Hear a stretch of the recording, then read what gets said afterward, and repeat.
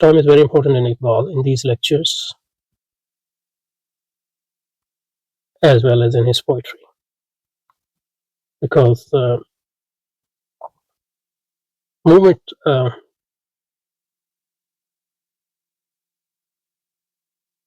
in the physical and social sense is very important for Iqbal. And that should be understood, at least partially, in the context of imperialism and struggles against imperialism. Motion, movement, a dynamic conception of reality, as well as a dynamic conception of life. It's biological as well as civilizational concept is very important for Iqbal.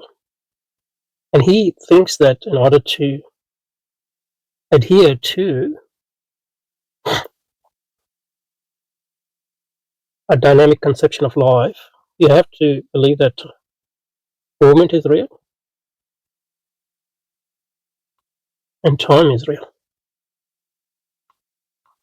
That's why he's very much against philosophies which he thinks are static, motionless, non-dynamic philosophies and ways of life.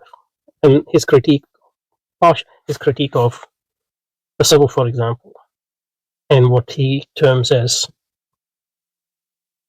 Ajami or non-Arabic influences in Islam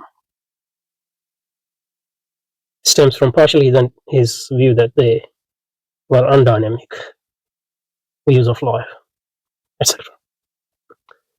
And his conception of jihad, jihad is zindagani. Jihad is zindagani. The jihad of life, struggle within life for something higher, nobler.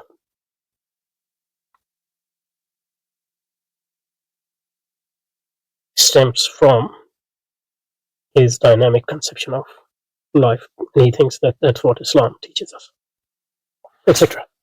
And he thinks that if space is not real, for example, or that's why he spends so much time on Zeno's paradox, and not just as a philosophical riddle, but also because if space is not real, then motion is not real. If time is not real, then motion is not real.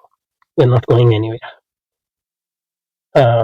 Progress is important for him, not just material progress, but biological progress as well as spiritual progress, etc. And that they're all part of his dynamic conception of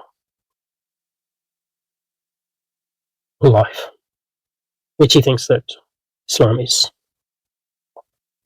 But that's important to keep in mind when we are thinking about these issues. Going back to the text, looking however at theory from the standpoint, and he's talking here about theory of relativity, from the standpoint